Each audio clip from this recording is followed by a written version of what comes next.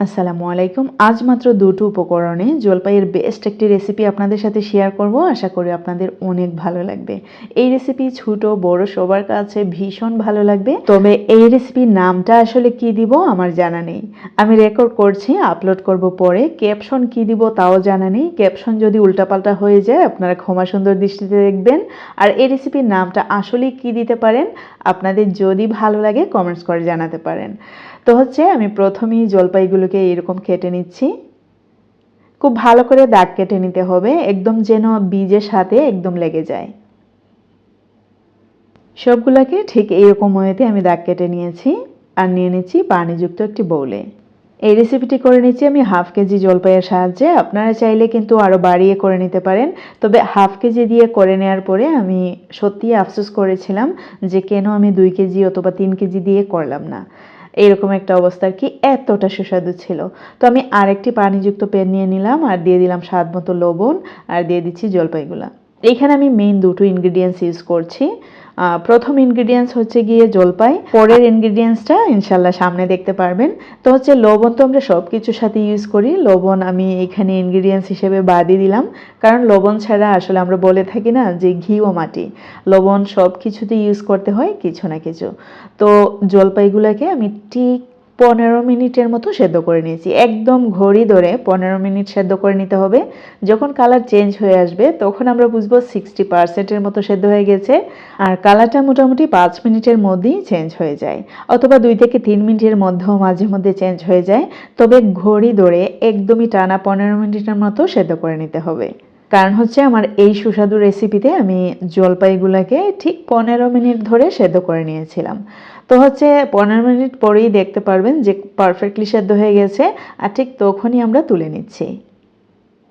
আর এই পানিগুলো অবশ্যই ফেলে দেবেন না। এই পানি দিয়ে কিন্তু মজার মজার রেসিপি আপনারা তৈরি করতে পারবেন, একদম জেলি তৈরি করতে পারবেন। এমনকি এই পানি দিয়ে বড় মাছ বা ছোট মাছের তরকারি রান্না করে খেতে পারবেন, এমনকি শাঁসনি তৈরি করতে পারবেন, খাট্টা মিঠা যাকে বলে আর কি।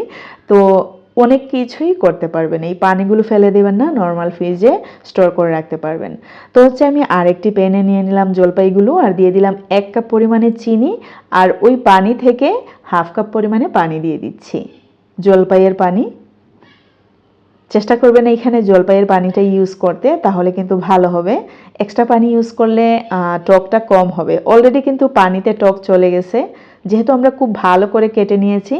আর খুব ভালো করে দাগ কেটে নিলে কিন্তু জলপাইয়ের কিছুটা টক হলেও আগে চলে যায়, যেহেতু আমরা নর্মাল পানির সাহায্যে ধুই কেটে নেওয়ার পরে। সেই জন্য বলছি ওই পানির সাথে কিন্তু অনেকটা টক চলে যায়। আর সেদ্ধ করার পরে সেদ্ধ পানিতে কিন্তু মোটামুটি 90%-এর মতো টক চলে যায়। যেহেতু আমরা খুব ভালো করে দাগ কেটে নিয়েছি, তাই জন্য বলছি এইখানে জলপাই সেদ্ধ পানি হাফ কাপ পরিমাণে ইউজ করার চেষ্টা করবেন। নর্মাল পানির চেয়ে জলপাই সেদ্ধ পানি দিলে অনেক বেশি মজা পাবেন।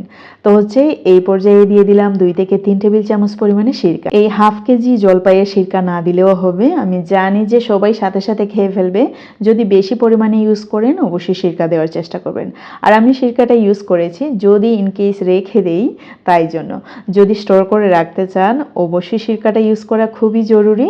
আর এখানে সেকেন্ড মেইন ইনগ্রিডিয়েন্টস হচ্ছে গিয়ে চিনি। এখানে আপনারা চিনির বদলে গুঁড়ো ইউজ করতে পারেন। তবে আমার কাছে মনে হয়েছে, আমি অনেকবার এই রেসিপিটি করেছি, তারপরেই আপনাদের সাথে শেয়ার করা। গুড় দিয়েও করেছি আবার চিনি দিয়েও করেছি। আমার কাছে চিনির রেসিপিটা বেস্ট মনে হয়েছে, তাই জন্য আপনাদের সাথে শেয়ার করা। তবে এক একজনের প্রেফারেন্স এক এক রকম থাকতে পারে। আপনারা অবশ্যই গুড়ের সাহায্যেও এই রেসিপিটি তৈরি করে নিতে পারেন। তো দেখতে পাচ্ছেন জাল করতে করতে যখন এরকম কালার হয়ে আসবে তখনই আমরা বুঝবো না যে আমাদের রেসিপিটা হয়ে গেছে। আমাদের আরও কিছুক্ষণ জাল করে নিতে হবে।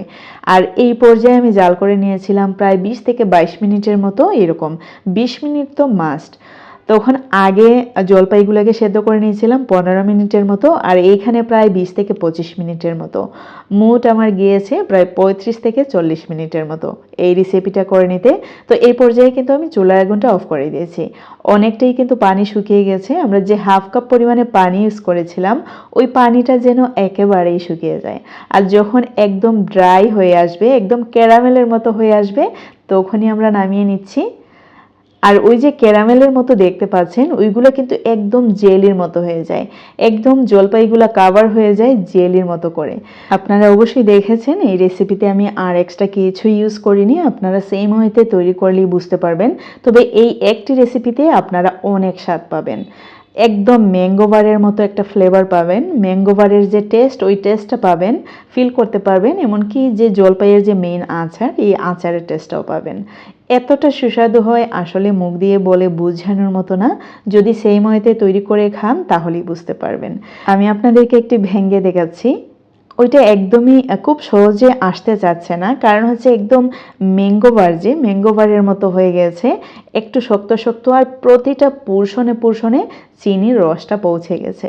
মানে এতটা সুস্বাদু আর এতটা রসালো ছিল। অনেক সুস্বাদু এই রেসিপিটি, আশা করি আপনাদের সবার ভালো লেগেছে।